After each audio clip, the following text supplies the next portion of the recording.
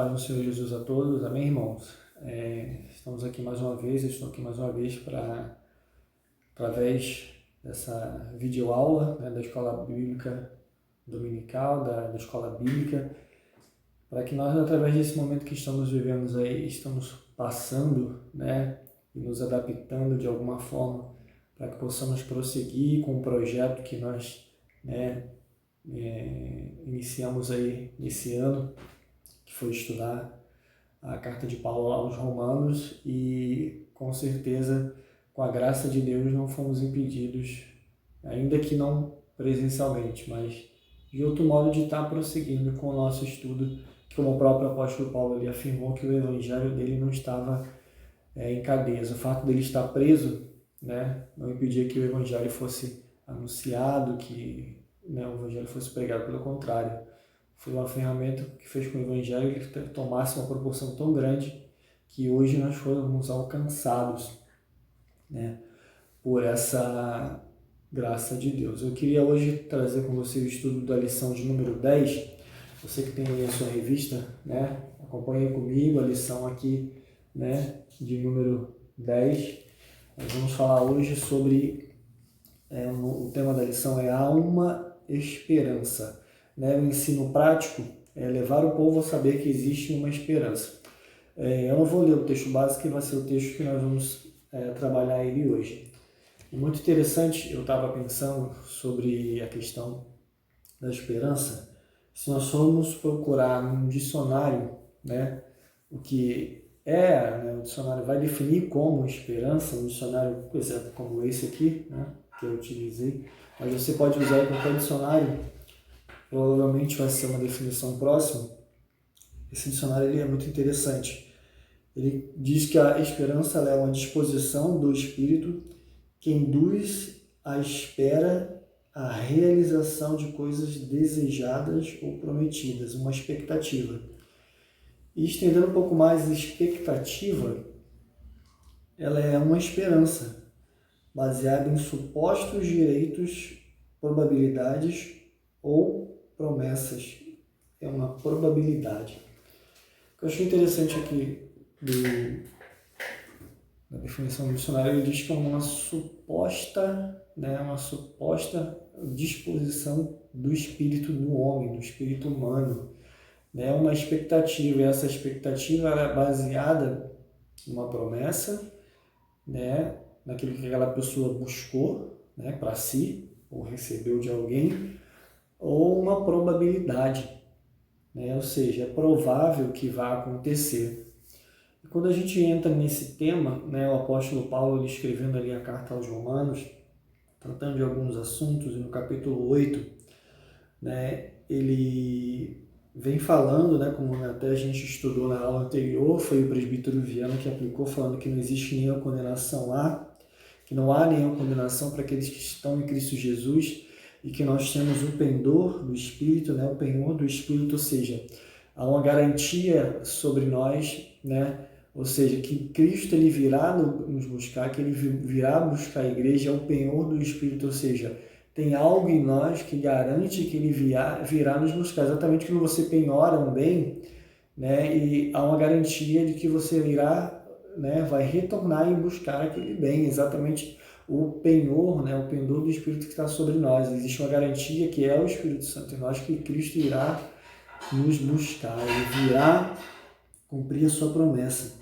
E Paulo ele fala da esperança, né, que é o que nós vamos tratar, e no capítulo 8, no versículo 18, que nós vamos ler até o 27, o apóstolo Paulo ele vai falar assim: porque para mim tenho por certo que os sofrimentos do tempo presente não podem ser comparados com a glória a ser revelada em nós.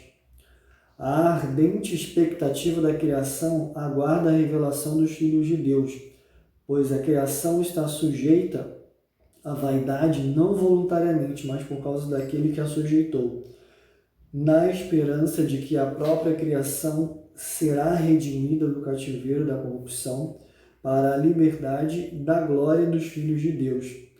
Porque sabemos que toda a criação, a um só tempo, geme e suporta angústias até agora. E não somente ela, mas também nós que temos as primícias do Espírito, igualmente gememos em nosso íntimo, guardando a adoção de filhos, a redenção do nosso corpo. Porque na esperança fomos salvos. Ora, a esperança que se vê não é esperança, pois o que alguém vê, como espera? Mas se esperamos o que não vemos, com paciência aguardamos. Verso 26. Também o Espírito semelhantemente nos assiste em nossa fraqueza, porque não sabemos orar como convém, mas o mesmo Espírito intercede por nós, sobremaneira com gemidos inexprimíveis. O verso 27. Aquele que sonda os corações sabe qual é a mente do Espírito, porque segundo a vontade de Deus é que ele intercede pelos santos.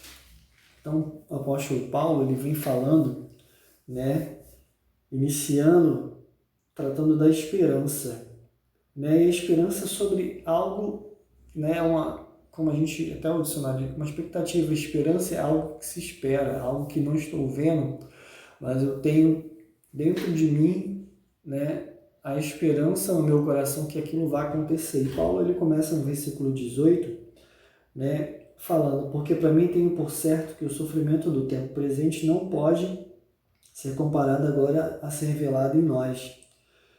Ou seja, que o tempo presente ele não pode ditar aquilo que eu aguardo que vai se manifestar.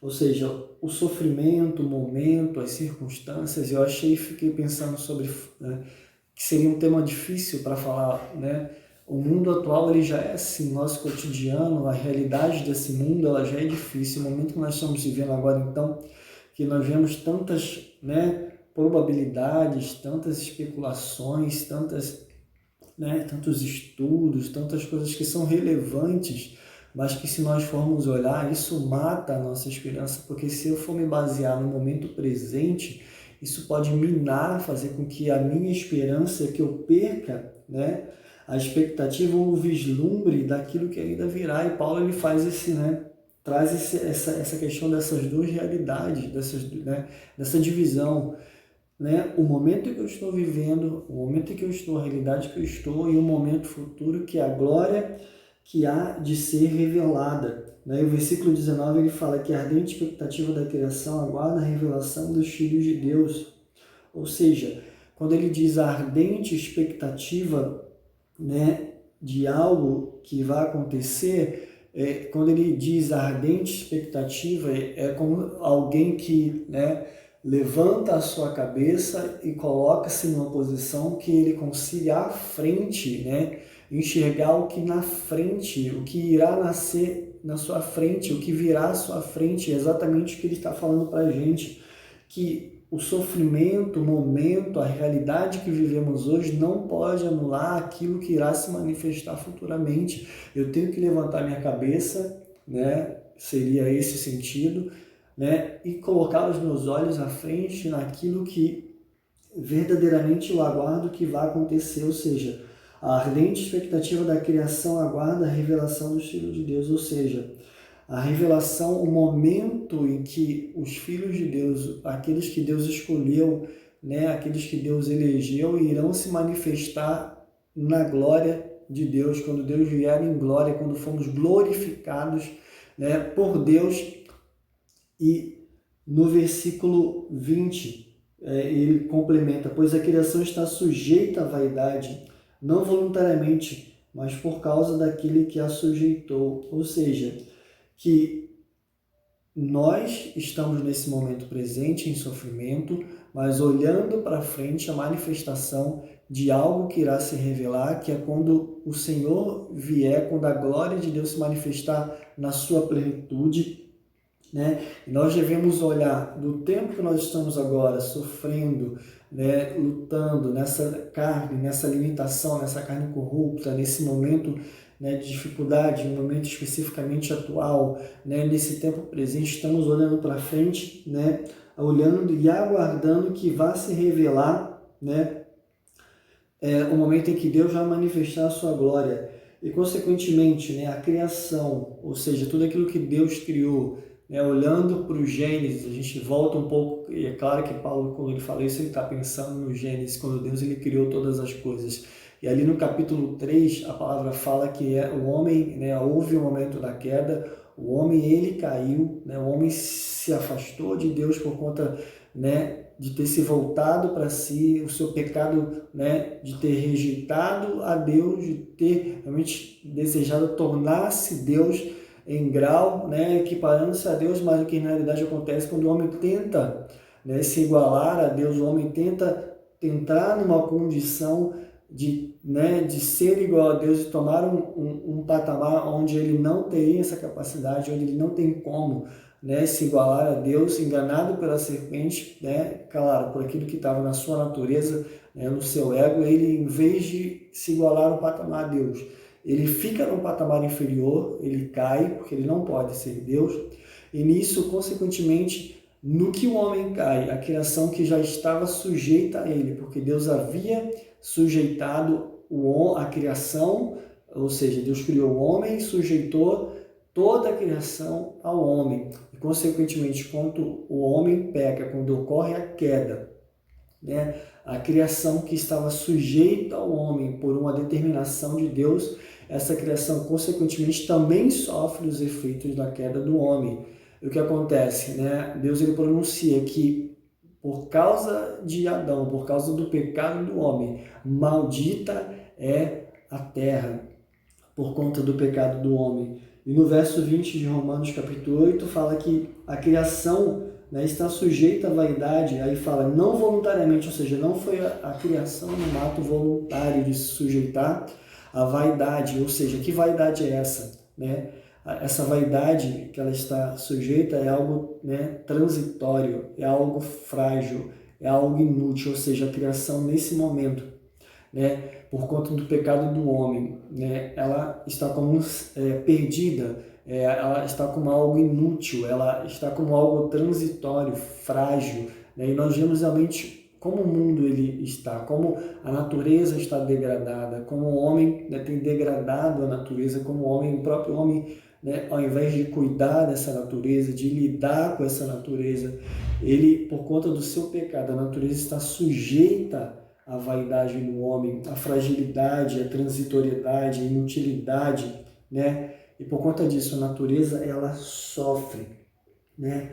Ela sofre, né? Não porque no ato voluntário, mas por causa de estar sujeita a um homem que era responsável de cuidar dessa natureza, de reger essa natureza, mas por conta do seu pecado, essa natureza, debaixo desse controle do homem, ela sofre, porque o homem pecou.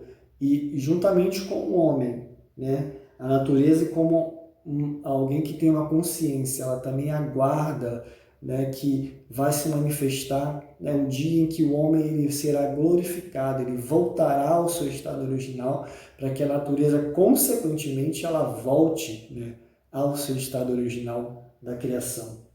Exatamente como o profeta Isaías, né, ele vai falar, Isaías 65:17, né, e Apocalipse 21, ele confirma isso, que, né, nós aguardamos um novo céu e uma nova terra, ou seja, quando a própria natureza né, ela será regenerada, ela será, né, traga ao seu estado original, quando esse novo céu e essa nova terra ele se manifestar. No versículo 21, o apóstolo Paulo fala que a esperança, né, na esperança de que a própria criação, como falamos, será redimida do cativeiro da corrupção, para a liberdade da glória dos filhos de Deus. Porque sabemos que toda a criação a um só tempo geme e suporta angústias até agora, ou seja, né, o homem ele geme, né, a criação consequentemente também geme, aguardando esse momento, né, uma expectativa, né, uma esperança que esse momento em que todas as coisas elas serão transformadas, eles venham.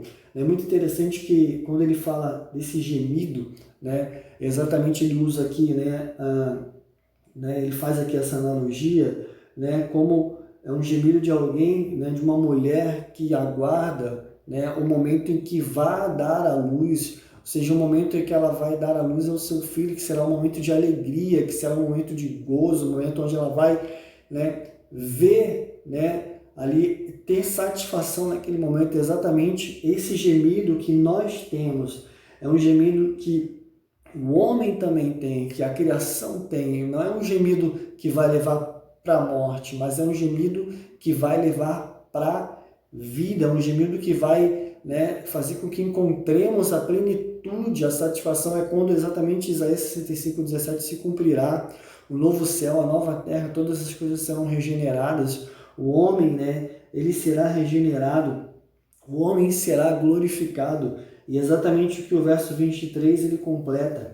E não somente ela, mas também nós que temos as primícias do Espírito, igualmente gememos, né, como eu disse, em nosso íntimo, aguardando a adoção de filhos, a redenção do nosso corpo. Ou seja, esse gemido que há na criação, esse gemido também ele há em nós. É um gemido de alguém que aguarda, né, a sua redenção. É um gemido que aguarda a adoção, ou seja, o momento que o nosso corpo será tomado por Deus, o nosso corpo será regenerado, né? O nosso corpo será realmente levado à condição e glorificado, né? Um novo céu, uma nova terra, né? A redenção, claro que é algo que já aconteceu, né? Nós somos alcançados por Deus, fomos regenerados, como ele fala, o Espírito Santo ele já veio sobre nós, né? O Espírito ele fala, não somente ela, mas também nós que temos a primícia do Espírito, ou seja, esse Espírito, como eu falei anteriormente, né, o Espírito que está em nós, que é como um penhor, é uma garantia do que Deus ele virá, né, nos buscar. O Espírito Santo que em nós é a certeza de que Deus virá nos levar e irá, né, completar a sua obra, ou seja, seremos adotados, seremos, né, redimidos, ou seja, ali vai se cumprir na plenitude, né? Porque hoje todas essas questões elas ocorrem espiritualmente, né? A nossa regeneração, a nossa redenção, a nossa justificação, né? Mas um dia que é o dia que esse texto fala que aguardamos, né? A nossa esperança da nossa salvação, é quando a nossa salvação ela realmente vai ser levada, né, a termo, é quando ela vai se cumprir, porque hoje, claro, a salvação já aconteceu em Cristo Jesus. Se você está em Cristo Jesus, não há nenhuma condenação, né? Se você está em Cristo Jesus, nova criatura nós somos, mas esse dia que aguardamos, esse dia que gememos, né, por Ele, que ansiamos, né, nesse momento presente, né, da nossa vida, da existência, né, olhamos lá para frente, né, como o verso 19 fala, né, numa ardente expectativa, ou seja, alguém que levanta a sua cabeça e olha, né, aguardando que lá na frente surja esse grande momento onde seremos realmente glorificados. E é esse momento que esperamos, é nesse momento que está a nossa esperança, né? É um grande desafio estarmos aqui hoje, nesse momento, com esperança de que vai se manifestar lá na frente esse grande dia, né? E o apóstolo Paulo, nele fala isso, né? Porque na nossa esperança fomos salvos. Ora, a esperança que se vê não é esperança, pois o que alguém vê, como espera. Mas se esperamos o que não vemos, com paciência aguardamos. Nós não estamos vendo aquilo que esperamos. Temos a nossa salvação hoje em Cristo Jesus. Mas esperamos o dia que ela vai se tornar completa. Um dia que vai se manifestar realmente a glória de Deus, o Filho de Deus, para que nós, como filhos de Deus, sejamos regenerados, né? E Paulo, né, ele fala aqui no versículo 26 e 27 sobre tudo isso. Existe uma ação, né, como eu falei, que nós temos as primícias do Espírito Santo. Ele fala que o Espírito de Deus, ele semelhantemente, em meio a tudo isso, ele trabalha nos nossos corações. Ele fala que o Espírito Santo ele assiste nas nossas fraquezas. Ou seja, o Espírito Santo é aquele que está nos conduzindo em meio a isso. Ele não só habita em nós, ele não é só aquele que em nós como um penhor, como uma garantia, mas ele é alguém que está nos assistindo, ou seja, é alguém que está levando os nossos fardos e nos guiando, né, em nossas fraquezas, né, e nos ajudando em cada momento. E aqui ele vai falar do momento da oração, né, porque nós não sabemos como orar, mas o Espírito Santo ele é aquele que habita em nós, ele é aquele que intercede por nós. Ele vai falar mais uma vez sobre esse gemido. Ele é alguém que tem um gemido, né? Um gemido que está diante de Deus, né? Através dele nós oramos, através dele nós fazemos as nossas colocações. E o Espírito Santo, diante de Deus, ele intercede, né? E é muito interessante essa intercessão, a intercessão do Espírito Santo, né? Ela é uma intercessão, né, que ela acontece aqui. O Espírito Santo, ele habita em nós. Nós estamos aqui, né, nesse tempo presente, né, como nós lemos no início do texto, estamos, né, no tempo agora, aguardando a expectativa de algo que vai acontecer. E o Espírito de Deus, ele habita em nós fazendo uma intercessão. E o Espírito Santo de Deus, ele intercede por nós aqui na terra, né? Enquanto estamos aqui na terra, o Espírito Santo intercede por nós.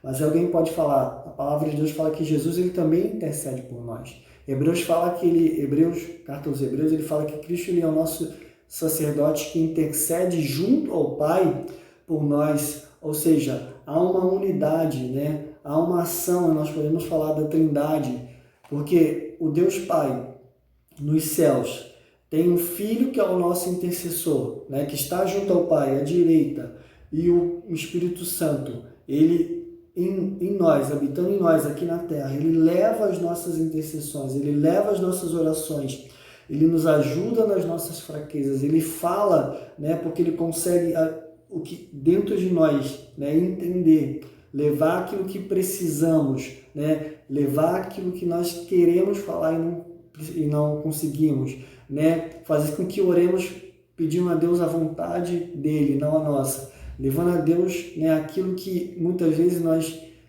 deveríamos falar e não falamos, né? Ou seja, levando para Deus aquilo que é realmente uma oração que Deus, ele vai atender. E ele leva para o Filho que intercede por nós diante do nosso Deus. Então, Paulo está falando que realmente, né, Deus, ele, através do Espírito Santo, ele sonda nossos corações, a nossa mente, e ele intercede por nós. E ele nos ajuda nessa jornada. Enquanto nós aguardamos, como no versículo 18 fala, porque Paulo ele fala que os sofrimentos desse tempo presente, né? Enquanto aguardamos nesse tempo presente da nossa existência, da nossa realidade, o dia em que vai se manifestar, ou seja, a glória que nos será revelada, esse Espírito nos conduz até esse dia que há de se manifestar. Essa é a nossa esperança. Ela não é uma probabilidade, ela não é uma soma de números, ela não é, né, uma soma de cálculos, de uma equação, né, dependendo do que a gente vê, mas é algo que esperamos porque temos convicção, temos uma promessa e temos uma palavra firme que o Espírito de Deus em nós é a garantia de que Deus há de manifestar. E como Isaías 65, no versículo 17, Apocalipse 21, verso 1, fala que há de se manifestar um novo céu e uma nova terra. Essa é a nossa esperança. Olhe para frente, olhe para o dia em que vai se manifestar, né, a glória de Deus. Essa é a tua esperança, a esperança de todo aquele que crê e que tem realmente o Espírito de Deus habitando na sua vida. Não perca a sua esperança. Ela não é baseada em nada que aconteça nesse mundo, nesse tempo presente, mas ela é baseada naquilo que Deus prometeu que irá realizar no tempo futuro. Um tempo, como Jesus mesmo ele declarou, que só pertence ao Pai e cabe a nós, cada um de nós, cada crente, aguardarmos com paciência esse momento. Amém? Que Deus lhe abençoe a tua vida, em nome de Jesus.